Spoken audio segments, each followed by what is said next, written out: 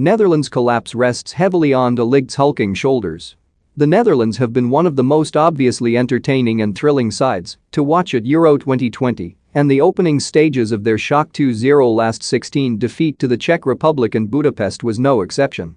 Frank de Boer's side were rapid and relentless down the flanks, and, by the time Denzel Dumfries peeled infield and charged into the centre-forward position to collect Daley Blind's raking pass, a bedraggled Czech backline might have found it easier to be marking all 50,000 inhabitants of the Scottish town with which the rampaging right wing-back shares a name. Tomas Kalas managed to force Dumfries wide and made a vital, scampering challenge. There is entertainment in such last-ditch defending too, although it rarely looks much fun for the protagonist. 7 minutes before halftime, it was impossible to ignore a towering man in orange who appeared to be deriving little enjoyment from what was unfolding. Some worryingly passive Dutch defending let Lucas Massapist find Antonin Barak in the area. In flew Matthews de Ligt with a goal-saving challenge. The Juventus centre-back howled at everyone within earshot. He was furious.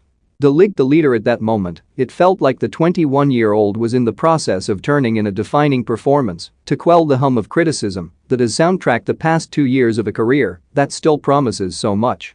De Ligt is the centre-back of our defense. He needs to become much more of a leader than he is now, Netherlands great Marco van Basten told the Nose Channel in a curiously harsh criticism after De Ligt returned to help his side to a clean sheet against Austria following the chaotic 3-2 win over Ukraine.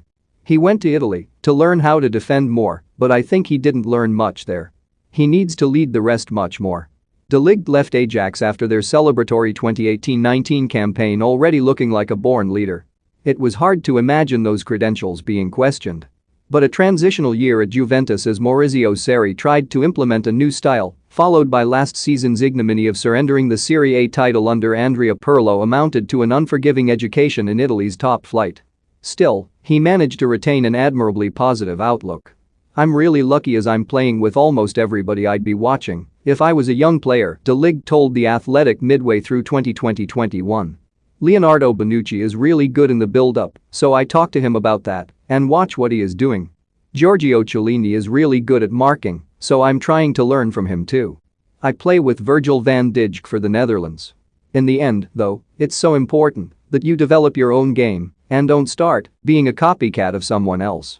Sunday's match, with Van Dijk a long-term absentee and the prospect of a charge for glory such as the one Bonucci is underpinning with Italy, looked like it might become the game where De Ligt stepped out of those considerable shadows.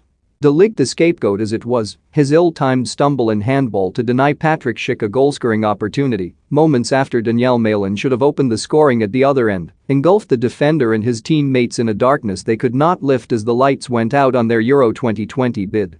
An experienced, mature defender doesn't make the second mistake and lets the forward go on and score because he doesn't leave his team with 10 men on the field, Gary Neville said on ITV after some horrid last-ditch defending that was no fun at all for the man involved. De Ligt's red card makes him an obvious scapegoat. Everything changed when he went off. Save for the effervescent Dumfries charging forward to draw a yellow card from Vladimir Kufel, making a block to rival De Ligt's earlier effort to thwart Pavel Kaderabek and still causing havoc in the opposition half, there was little to recommend about how De Boer's men responded to adversity, their game management very much a minute-by-minute, reactive endeavor.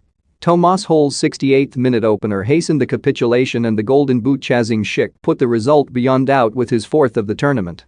The Netherlands were out, having not conceded